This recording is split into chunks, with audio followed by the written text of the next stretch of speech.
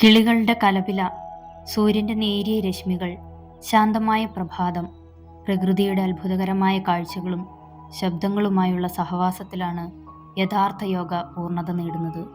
പ്രകൃതിയോട് ചേർന്ന് യോഗയിൽ മുഴുകുമ്പോൾ മനസ്സ് മുഴുവൻ ശാന്തതയിൽ ലയിക്കുന്നു.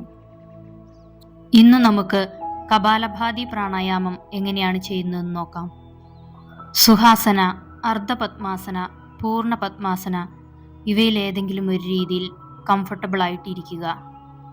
കൈകൾ ചിന്മുദ്ര. ഒരു തവണ ശ്വാസം ഉള്ളിലേക്കെടുത്ത് പുറത്തേക്ക് വിടുക. ശേഷം ശ്വാസം പുറത്തേക്ക് വിട്ടുകൊണ്ടിരിക്കുക. 15 പ്രാവശ്യം ആവർത്തിക്കുക. 15 തവണ കഴിഞ്ഞതിന് ശേഷം ഒരിക്കൽ കൂടി ശ്വാസം ഉള്ളിലേക്കെടുത്ത് പുറത്തേക്ക് വിടുക. വീണ്ടും 15 തവണ ശ്വാസം പുറത്തേക്ക് വിട്ടുകൊണ്ടിരിക്കുക.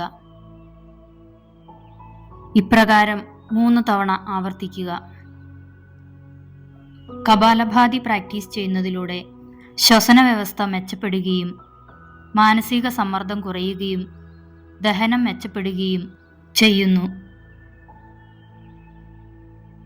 ഉയർന്ന രക്തസമ്മർദ്ദം, ഹൃദ്രോഗങ്ങൾ, പെപ്റ്റിക് അൾസർ, ശ്വാസകോശ സംബന്ധമായ ഗുരുതരമായ പ്രശ്നങ്ങളുള്ളവർ എന്നിവർ കപാലഭാതി പ്രാണായാമം ഒഴിവാക്കുക. 3 തവണ ആവർത്തിച്ചതിന് ശേഷം കൈകൾ കൂട്ടി ഉരസി മുഖം തടവി കണ്ണുകൾ തുറക്കുക.